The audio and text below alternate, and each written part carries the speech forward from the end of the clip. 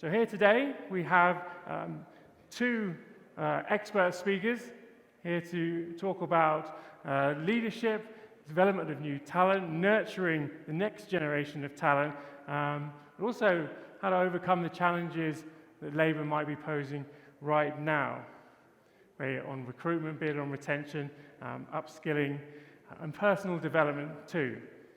So first up, I would like to welcome my first guest to the stage, who's going to be giving a short presentation before we get into a bit of Q&A.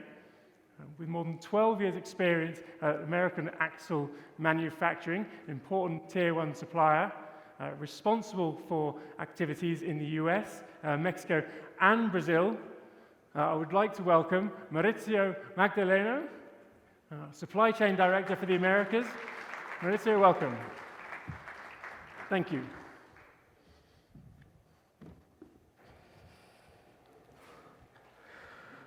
Good morning, everyone. In the last days, I have been talking to some of you, and we have concluded that nowadays in supply chain, we identify that we do have options. And also, because we do have options and we sometimes take always the same and don't discriminate the other ones, and also because there is a forum of students in here, I have decided that I'm going to make this presentation today in Spanish. Okay? So for those that need a headset, can go now and grab one. I'm going to proceed on Spanish the rest of the presentation. Entonces, habiendo dicho eso, este tema va a ser acerca de cómo maximizar, qué está haciendo la industria para maximizar el potencial de la fuerza laboral en México. Voy a acotar esta presentación a lo que es la industria automotriz y específicamente a los profesionistas de supply chain. Para entender lo que es la fuerza laboral son las personas que tenemos trabajo o que estamos activamente buscando un trabajo. Es decir, discrimina a todas aquellas que no están en edad de trabajar, que ya están jubilados o que no están en búsqueda activa de trabajo. De acuerdo a los últimos datos del INEGI, somos 128 millones de personas en México. De esas 128 millones de personas, 47% comprendemos la fuerza laboral. Eso quiere decir 59 millones de personas. Y solamente 3% de ellas no tienen trabajo hoy en día. Eso quiere decir alrededor de 2 millones de personas. La fuerza laboral se divide en 4 tipos de fuerza laboral. 66% de esos 56 millones somos empleados. 22% son autoempleados. 8% son empresas familiares. Y solamente el 5% de la fuerza laboral en México son empleadores. También hay otro rubro o otra clasificación que se hace de la fuerza laboral y es de acuerdo al sector en el que trabajan. Entonces, en México, 41% de la fuerza laboral trabaja en la industria de los servicios. Dentro de la industria de servicios está la transportación, las agencias aduanales, el almacenaje, así como otros servicios financieros, hotelería, turismo, etc. En segundo lugar está el comercio, con 18%. Y en tercer lugar, la manufactura, que incluye la manufactura automotriz, es un 16% de la fuerza laboral. Le sigue agricultura con 12%, construcción con 7% y finalmente minería, extracción de hidrocarburos con 5%. Acotando aún más lo que es la industria automotriz, de los 9 millones de personas que trabajan en manufactura en México, casi 1 millón lo hace en la industria automotriz. De acuerdo a los últimos datos, 988,000 personas. La industria automotriz en México actualmente contribuye con 2.8 billones de dólares al Producto Interno Bruto y de los 988,000 personas, 100,000 lo hacen en armadoras y los otros 888,000 en industria de autopartes. Podemos ver en las gráficas, en la gráfica de arriba de la derecha, que la fuerza laboral o la industria automotriz en México fue creciendo constantemente durante el 2013 hasta llegar al 2018. En el 2018 pasan más o menos 3 condiciones en el mundo, en la región y en la productividad de la industria que hace que se estabilice la cantidad de gente que requiere la industria automotriz en México. Hubo hubo actividades de contexto de economía global, de política regional, y también las industrias llegaron a una madurez tal de tener una eficiencia suficiente para reducir el número de personas y hacer más con menos. Es por eso que del 2018 en adelante vemos que más o menos se estabiliza la cantidad de fuerza laboral que se utiliza en la industria automotriz. Ahora bien, hablamos de lo que es la fuerza laboral. Y hemos, a través de las conferencias del día de ayer y hoy, hablado de cuáles son los diferentes retos que la industria automotriz está enfrentando. Lo que acabo de listar aquí no es diferente a lo que ya hemos estado oyendo de otros expositores. ¿En qué contexto coyuntural estamos hoy en día como profesionistas de la industria automotriz? Estamos adaptándonos a un nuevo acuerdo de comercio internacional y regional. Estábamos ya acostumbrados y dominábamos lo que era el NAFTA durante 26 años y estamos durante los últimos 2 jugando con nuevas reglas. También la tendencia de la proveeduría en el mundo ha cambiado. Ya no es tan importante tener la presencia global, sino que buscamos el nearshoring y tener nuestra proveeduría más cerca de nuestras fábricas. Los efectos post-COVID que se han extendido en el tiempo, como el cierre de ciudades, el cierre de puertos, la falta de contenedores, acostumbrarse al trabajo remoto, son cosas a las que nos hemos estado adecuando en los últimos años. Otro reto que enfrentamos son los costos. Ha habido incremento de costos de transportación por cuestiones de seguridad, por cuestiones de incremento en los hidrocarburos, por cuestiones de falta de operadores. También varias de nuestras cadenas de suministro se han visto interrumpidas por conflictos bélicos, el más reciente de Rusia y Ucrania. La inflación en todo el mundo está a niveles de arriba de 8, 9, 10%, en cualquier lado, Europa, Estados Unidos, México. Y también la industria y la transportación ha estado cambiando. Requerimos ahora ser más ecológicos y más sostenibles. Ayer nos decían, no es lo mismo ser ecológico o verde a ser sostenible. Esto incluye también más factores, incluso sociales. Estamos también en un contexto donde nuestra industria está cambiando totalmente, moviendo de combustión interna a electrificación, y todo esto está sucediendo en un marco de crisis de componentes, de microchips, de microprocesadores.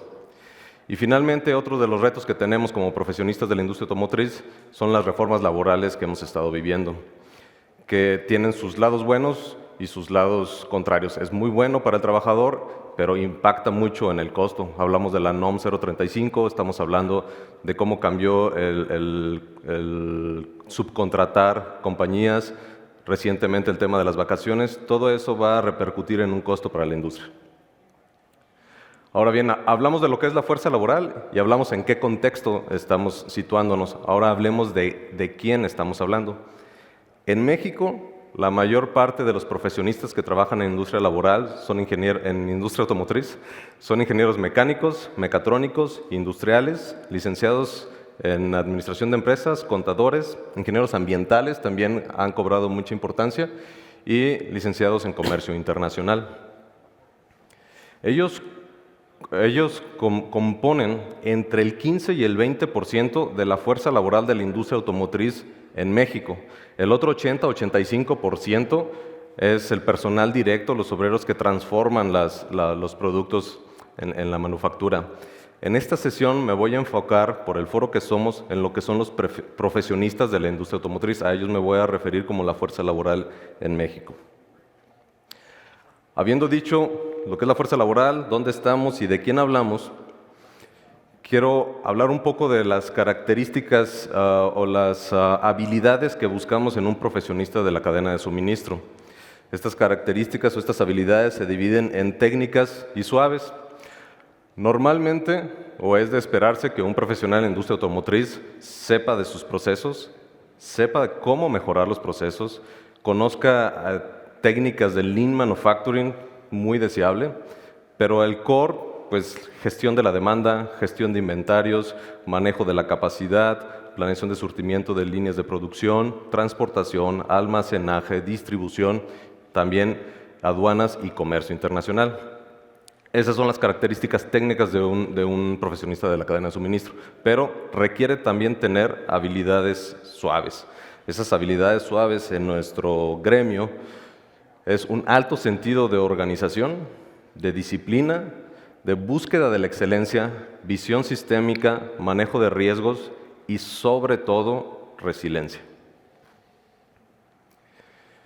Ahora bien, ¿qué es la fuerza laboral? ¿En qué contexto estamos? ¿De quiénes hablamos? ¿Qué características tienen hoy en día? ¿Son esas habilidades las únicas necesarias para diferenciarse, mantenerse vigente, ser competitivo en la industria automotriz? La respuesta es no, y lo hemos visto a lo largo de este par de días. Todos los ponentes en este congreso han estado hablando casi de lo mismo que estoy poniendo aquí. Me han de incluso faltar algunas nuevas características o habilidades que requiere el profesionista hoy en día. Entonces, quiero hablar de algunos de las habilidades, si están mezcladas aquí, tanto técnicas como suaves, que requeremos para hacer un upskilling en nuestra fuerza laboral y mantenernos vigentes y competitivos.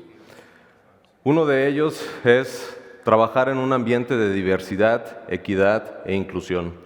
Si nosotros volteamos a vernos en este momento, vamos a ver personas de diferentes países, de diferentes culturas, de diferentes orientaciones, etcétera, etcétera.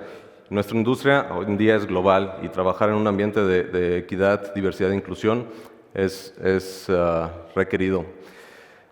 La comunicación digital, después de la pandemia, nos encontramos trabajando desde casa, teniendo conferencias remotas, pero hay plataformas completas de colaboración remota, donde podemos diseñar una pieza en línea con personas de otros lados de ubicación geográfica, subir archivos, invitar otros equipos, etcétera, etcétera. Entonces, tener la habilidad de poder utilizar los softwares que hoy en día nos ayudan a comunicarnos digitalmente y remotamente con otras personas, eso es también una habilidad que hoy en día se requiere. Utilizar tecnología de punta en nuestros procesos, pongo de ejemplo el Internet de las Cosas, que nos ayuda a tener un mejor control de nuestras flotas, de nuestros empaques, nos ayuda mucho en lo que es reverse logistics en nuestro caso. Entonces, no es la única tecnología, Internet de las Cosas, pero el tener la habilidad de implementar proyectos con tecnología de punta y de estado del arte es también una habilidad requerida. Hablamos mucho durante los últimos 2 días, ayer y hoy, de lo que es la ciencia de datos. Manejar grandes bases de datos hoy en día es un core de la industria. Y no solamente tener o recolectar todos los datos que tenemos como industria, sino también entender de modelos matemáticos para poder gestionar esos datos y poderlos mostrar de una manera que nos ayuden en la toma de decisiones. El liderazgo es súper importante y no hablo de liderazgo solamente en el tema de sacar lo mejor de las personas. Hablo de liderazgo también en el empuje propio que debemos de tener. Lo que es el diseño en tercera dimensión, la impresión en tercera dimensión, también nos ayuda mucho a minimizar nuestros costos, a poder crear piezas en momentos de emergencia, a hacer prototipos, a poder diseñar empaques que nos ayuden a maximizar la utilización de nuestros transportes y de nuestros almacenes. Muy importante, y realmente a lo mejor a veces se nos pasa, es entender las ciencias del comportamiento humano. Después, y es algo de lo que más nos ha enseñado la pandemia, es la vida se puede acabar en cualquier momento, y entonces debemos de poder trabajar en un ambiente que nos satisfaga, nos haga sentir felices, plenos. Entonces, enfocar también nuestros esfuerzos en mantener a la fuerza laboral interesada en nuestras compañías, en nuestros trabajos, sabiendo que apoyamos su balance de vida es importante. Temas como psicología, sociología, entenderlo nos ayuda a poder llevar a nuestros equipos de trabajo a tener una mejor adaptabilidad y, como lo mencioné, poder tener mayor resiliencia ante los cambios que vivimos. Habilidades de colaboración, negociación. Todo el día estamos tratando, en nuestro caso de la manufactura, con producción, con calidad, con clientes, con proveedores, con forwarders, con agencias aduanales. Entonces, tenemos que tener una alta habilidad para negociar y para tener tratos ganar-ganar. Y finalmente, conocimiento de economía y finanzas. Si nosotros, como profesionistas de la cadena de suministro, entendemos el contexto económico global y las finanzas de nuestras compañías, podemos tener mucho mejores casos de negocio para tener retornos de inversión mucho más rápido y tomar mejores decisiones. Entonces, bien, ¿cuál es el tema del que estamos hablando hoy? ¿Cómo maximizar el potencial de la fuerza laboral en México? Hablamos de lo que es la fuerza laboral, de quién hablamos, en qué contexto estamos, qué características necesitan, y ahora vamos a hablar de qué es lo que la industria o el gremio está haciendo para maximizar ese potencial. Lo que normalmente hacemos es organizarnos en clústeres regionales. ¿Para qué? Porque las empresas por región tienen normalmente las mismas necesidades, se estandarizan los niveles salariales, se organizan mejor para ofrecer entrenamientos, para gestionar con universidades, para tener más o menos una característica estándar de atracción. Otra de las cosas que está sucediendo es que hay centros técnicos, centros de innovación, centros de entrenamiento que se están incorporando a los parques industriales para tener la información de primera mano y poder estar produciendo las personas con las capacidades técnicas y habilidades suaves requeridas para la región. Intentamos mucho trabajar con universidades para poder influenciar acerca del portafolio de carreras que ofrecen y cuáles son las que más se adaptan a nuestra necesidad, y tratar de influenciar también en la currícula de materias que ofrecen para adaptar esos temas más aterrizados a lo que realmente la industria está requiriendo. Y finalmente, una apuesta grande que las empresas están haciendo, lo comentaba ayer el director de Supply Chain de Nissan, es apostar por el salario emocional, apostar por el bienestar de las personas, por las habilidades suaves, para poder tener un ambiente más seguro de trabajo, un ambiente más llevadero de trabajo, y poder entonces tener a los profesionistas con la seguridad de que podemos prospectar una carrera laboral largo tiempo con ellos. Hasta aquí llega mi presentación. Vamos a proceder ahora con un panel de preguntas con Richard y colega Hector. Muchísimas gracias.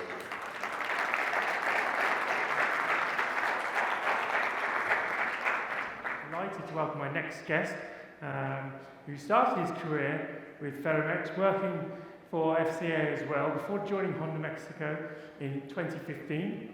Currently responsible for export sales and complete build-up vehicle logistics, managing all export and domestic distribution of finished products. Please welcome to the stage Hector Martinez.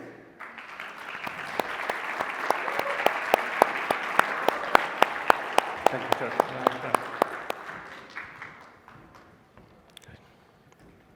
Thank you, gentlemen. So much to unpack in your presentation, Mauricio, but also a lot we can go further, I think, and also get Hector's perspective. So, first up, in your presentation, you listed a number of the challenges, and of course we've talked about that, the disruptions, the bottlenecks, issues that the industry is facing right now. With extremes in disruptions, extremes of the pressure on the workforce, how are you motivating your teams? Hector, I'll come to you first on that. Thank you. Well, basically, as you mentioned, there are several challenges that we need to face, and we need to get, as much as possible, accurate data. So we need to check what's the current trend. It's changing day by day, so our teams need to keep improving their forecasting skills. They need to maybe make 2 or 3 forecasts per day in order to try to achieve the targets, and get a very close communication with the suppliers, with all the logistics chain that we depend on. So that's how we're handling. Improve the communication with suppliers and improve the skills of forecasting. Richard, would you like to build on that in terms of how you're motivating your teams, encouraging them to come back day after day to face the same challenges and continuous disruption? The way I do it is, since we face problems every day, you tend to narrow just to those problems and you stop looking at the other possibilities that you have. I try to maintain my team busy with some other productivity projects that we can implement, even that we are facing normally crisis. So that is to take them a little bit out of the burn and also think that there are possibilities to improve. That's what I do to keep them motivated. Just keeping on the theme of the continuous disruption, the extremes that we're facing in the sector, how do you encourage and how do you develop your workforces and your teams to ensure that the output and performance stays at a sustainable level? You know, naturally, people have peaks and troughs within their performance, within their careers. When it's so demanding day after day, how do we ensure that the output and the performance is sustainable and continues to be the right output? Okay. I think we need to focus with the teams on the challenges that we're facing, and we need to, well, in the logistics part, we all know that we face a new challenge every day, and it's like kind of additional motivation, that part. So you never have the same day. So every day it's totally different, so we focus on that part. As well, we need to talk with our teams, try to review how they are feeling, because new generations also have a different way of treating these challenges. So in the past it was just a target, achieve the goal, and that's it. But here we need to talk a little bit more with our teams, check how they are feeling with current situation, try to improve some skills, and check them every day in order that we can be improving and facing this challenging era that we're having by now. Mauricio, I think you touched upon it in your presentation, but just delving a little bit deeper, has the work of supply chain and logistics professionals changed dramatically within the last couple of years? And do you expect to see that change continue as we go forward? I think you covered sort of new skills and technology, which we'll come into, but I'm interested how that change is happening perhaps at American Axle from your perspective.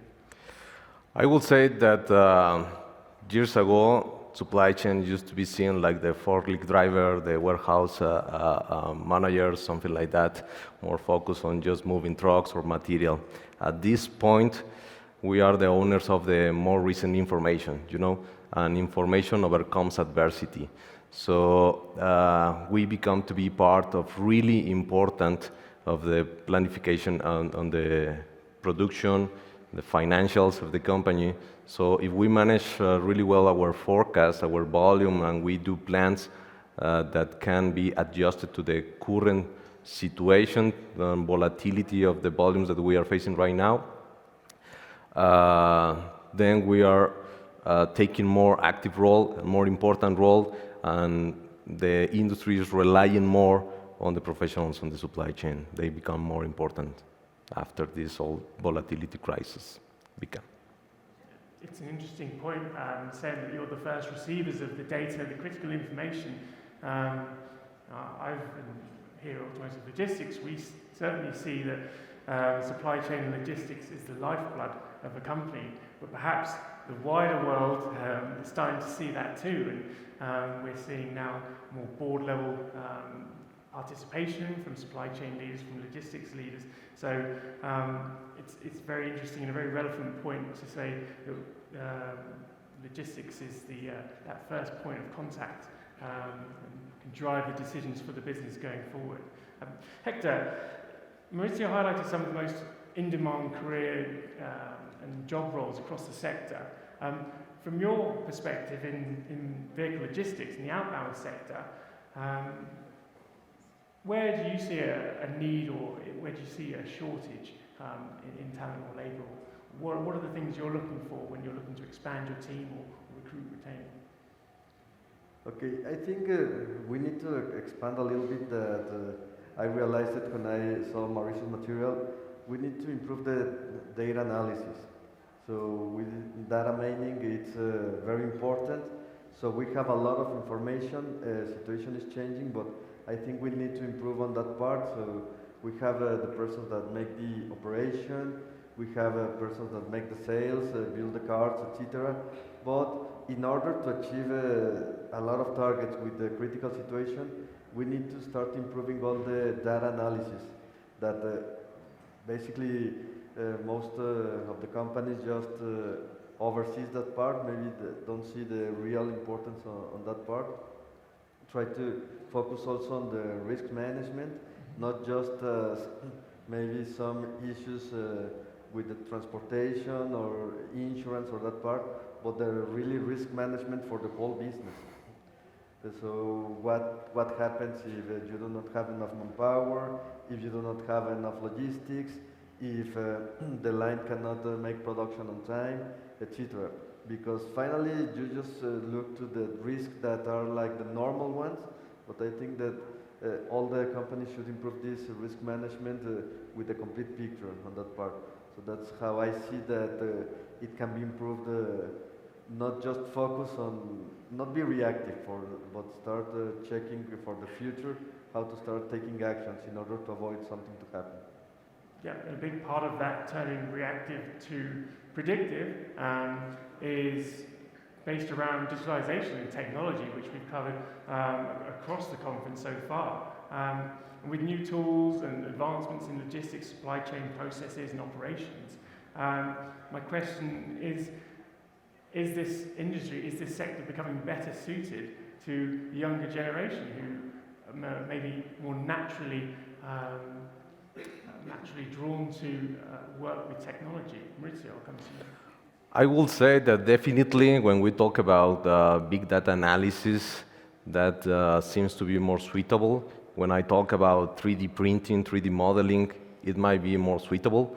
It's easier for the new generations to interact with software and with new technology, and they are in an ambience that they grow up knowing a lot of information that was on hand that they can always look at. But we also have the seniorship in the companies that has passed for different type of crisis, so they can switch on some technologies that are state-of-the-art technologies and we are using in our industry, but the quality of decisions, it will always be more reinforced for those people that has more experience and seniority and even that don't manage technology the same way than the new generations. I think yes, new generations are more suitable for new technologies, but as well we need to improve how we handle these new generations. So I think all the companies should focus that manpower it's the most important part of any company, and check what motivates them as well, to let them know that the activity that they are doing is the most important activity of all the company. Talking about cars assembly, getting the torque of some bolts, purchasing all the parts, having the logistics on time, all the activities are really important and are the most important. So if anything is missing on that part, I think there will be no success on the total selling the car to customers, etc. So despite the technologies that yes, they are more suitable for new generations, also I think that human part into the new generations is really important. So we need to make them aware that they are making the most important activity of all the process that they are having. So encouraging the moral as well as on the technologies, I think it will be a good strategy on that part. Yeah, absolutely. There's some excellent points there. And speaking of integration, I'm interested to know how your organisations and perhaps the wider industry can better integrate the generations within the workforce. Again, Richard, I'll come to you first on this, just to make sure that there's, how are you developing your workforce so there's not a disconnect between generations? I will say that having a good blend, it's the best option. So having in your team a good blend of new generations with people with experience, put them to work together. I will say a good amount of male, female, good amount of young and experienced people, good amount of people that take risks and that are more conservative. That's the way that you should form your team to get the best output out of it. Hector? As Mauricio mentioned, I think we need to balance all that part, and maybe if all generations are kind of taking more risks, try to balance the team with other members that do not take such much risk. Let's try to be more conservative in some issues, but basically all the balance is really needed in order to improve that part. Excellent. Switching to perhaps the perspective of the employee,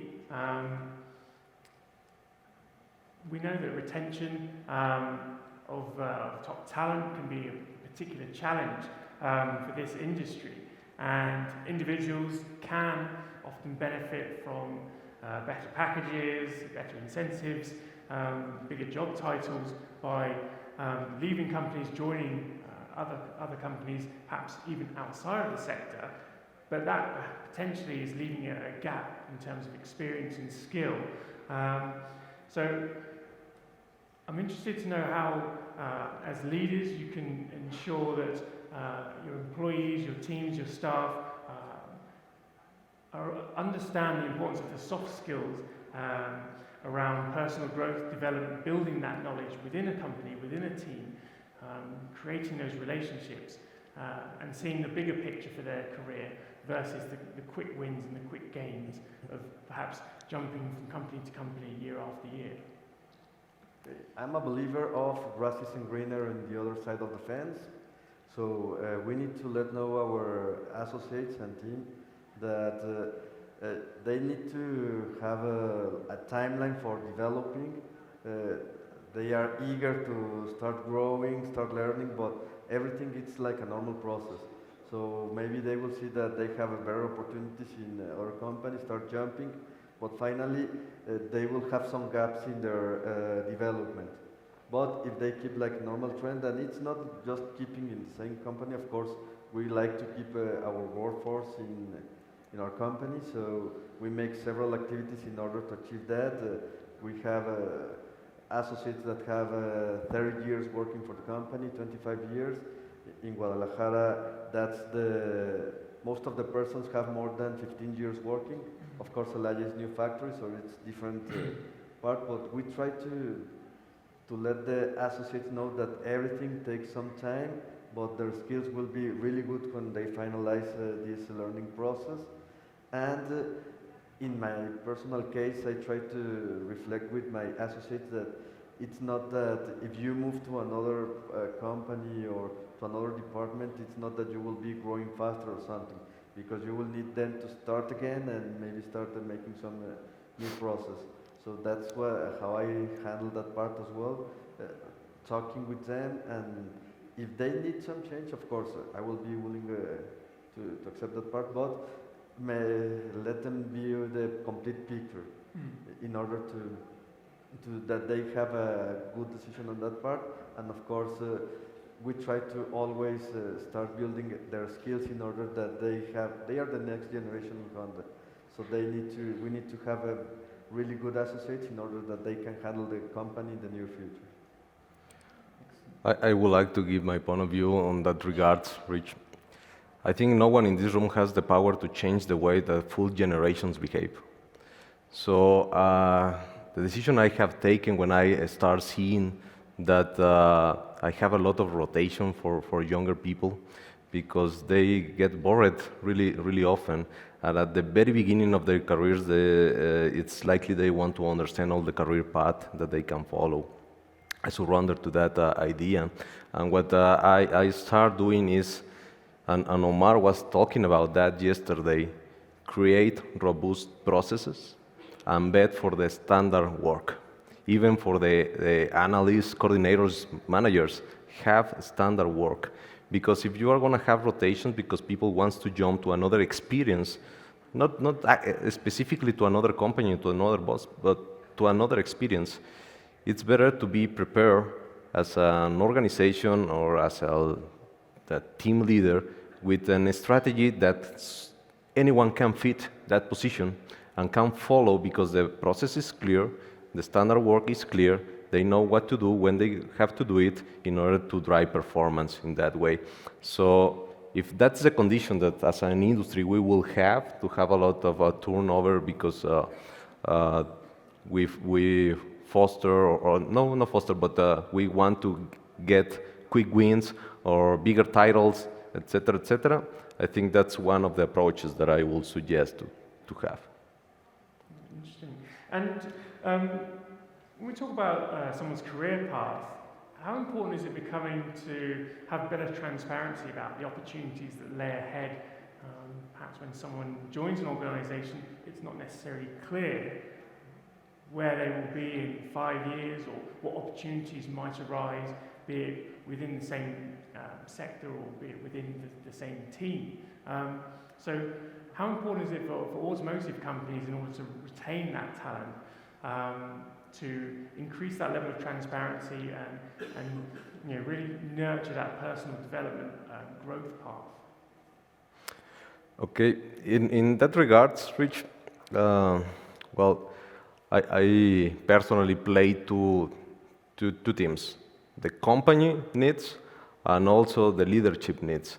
As a leader, I try to foster that the owner of your career, it's you, himself, herself. So in regards career paths, you must know where you want to be and when you want to be, so that helps you to take the decisions to go towards that. It's not totally the responsibility of the companies to have a career path for every one of us, because in order to advance positions in a company, the position must be open, and you need to be the best person to be in that position. So as far as we coach and we mentor people to do the best they can do, this is just as simple as that. If you have to do a work, do it the best you can do, and then know what's your target in your career, and doing the combination, knowing where you want to go and doing very well what you have to do, it's easy that you are going to get there. I don't think that a career path is the responsibility of the companies, but of the professionals that work on them. Okay, we are handling, we try to define the career path of the position, maybe not the associate as itself, but the position. And we try to be as clear as possible. Of course, we do not want to create false expectations into the associate, that maybe if we have a career path that you will be manager in 5 years, and after 5 years there is still some gap in the development and they do not achieve, and we create that false expectation. So based on that, of course we have like the key persons that we are growing up on that part. We are checking what they are expecting on the process, what they need. We need to provide the tools as top management in order to develop these persons and have a very tight communication, two-way meetings, etc. So we can achieve both. We need to have like maybe not, as Mauricio mentioned, not the path of the person itself, but the position. But if the person is suitable for the position and they are comfortable on that position, we will be following that path on the near future. Excellent points and different perspectives there, which is really interesting to hear, of course, in terms of approaches from within the industry. The long-term view, the long-term view for the industry is seemingly very positive, and we talked about the opportunities that presented to Mexico as a country, as an industry, with nearshoring, with electrification, in terms of manufacturing, production of electric vehicles, perhaps battery supply chains as well. As the value chain grows, the industry grows, so too will the demand for logistics and supply chain professionals and leaders. So how can the industry continue to plan for this greater demand for talent, for labour, to ensure that they're future-proofing their workforce in terms of capacity, as well as the skills that we've mentioned? Here, going back to my previous points, it's getting accurate data, getting what's the clear target that we want to achieve. First establish like the global target, then establish the regional target, then go for the country target, and based on that, check all the risk that we'll be having, and based on that, plan the workforce if we have enough. Because finally, for example, we have established capacity for each factory. So maybe we will start changing the production from current combustible vehicles to BEV or etc. But finally, the capacity will be the same. Maybe some processes will be faster, maybe it will be reducing some supply, but finally we need to check based on these new projects how the manpower is needed. So we need to have accurate data in order to, well, first the clear target and accurate data, and based on that start planning and keep a track as much as possible.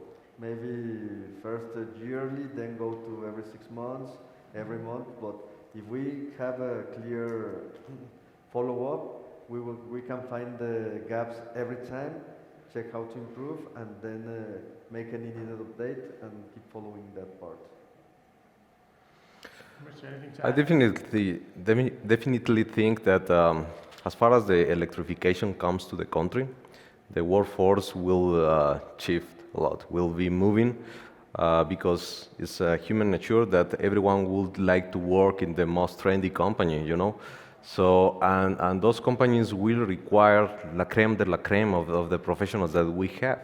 So it's likely there is going to be a lot of movement of professionals and also technicians and all that workforce moving to different options that they will have. And I'm sure it will be really competitive also in terms of benefits, of salaries, etc., etc. And that, my totally personal opinion, I think it will open the range of the people we hire. So for those that we hear sometimes, so it's difficult to get a job when you are over 50. It's difficult to get a job when you are just recently graduated.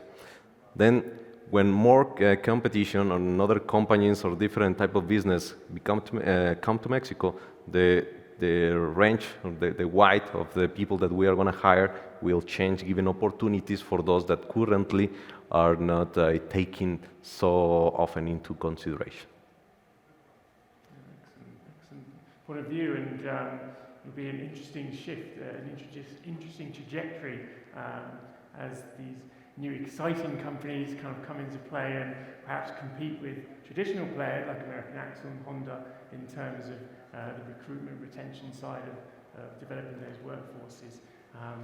So yeah, very interesting to understand how both planning to remain competitive and I wonder perhaps is it aspects like digitalization and sustainability within the industry that's going to be crucial in being able to connect with the younger industry, younger generation, in terms of giving them the drive and the want to come and work for companies like yours, because they really resonate with things that they're interested in, environmental issues and better technology.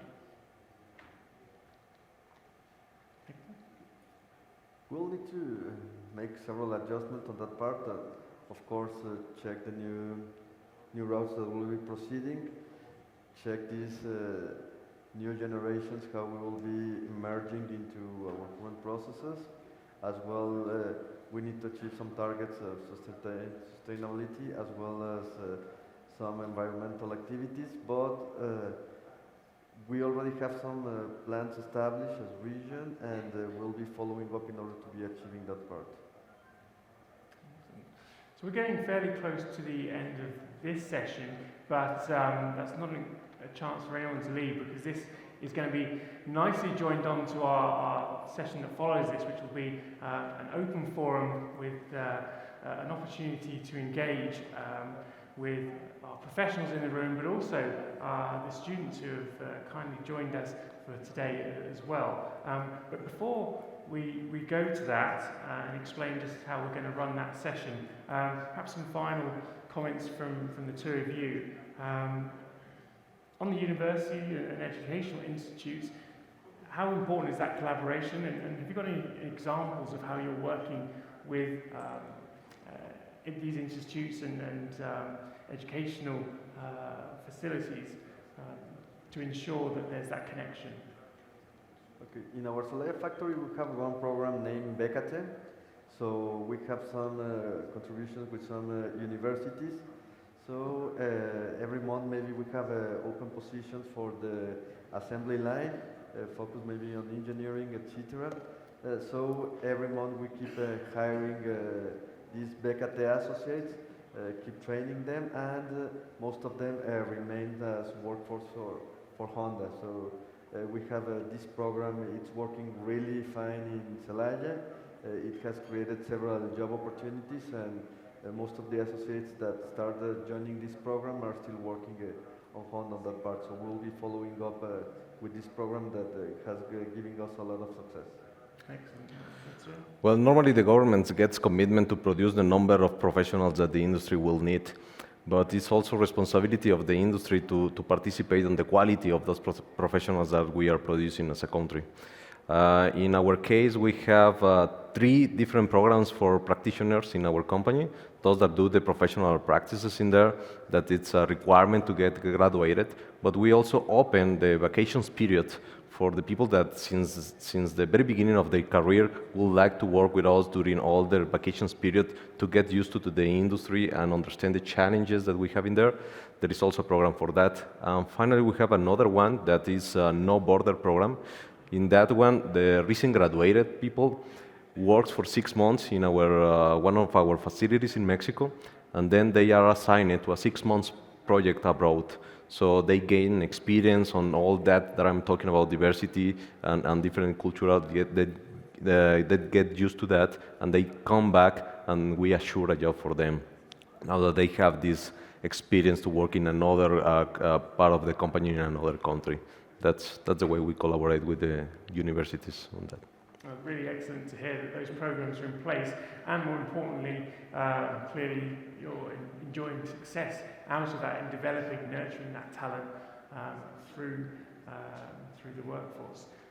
So perhaps final question from me before we go into our open forum. What's your advice to anyone considering a career in automotive logistics and supply chain? And I hope you're going to say don't. Yeah, what would your advice be to those people in the room who are considering or looking into a career? Do you remember those American cartels from the Second World War that say, serve your country, we want you? So I will say that, I mean, for me, supply chain is really a passionate profession. I'm an electronics engineer actually, but I developed the most of my career on supply chain, and I see that looking at all the possibilities that you have, on all the problems or decisions you have to take in a daily basis, I think like our mind gets expanded.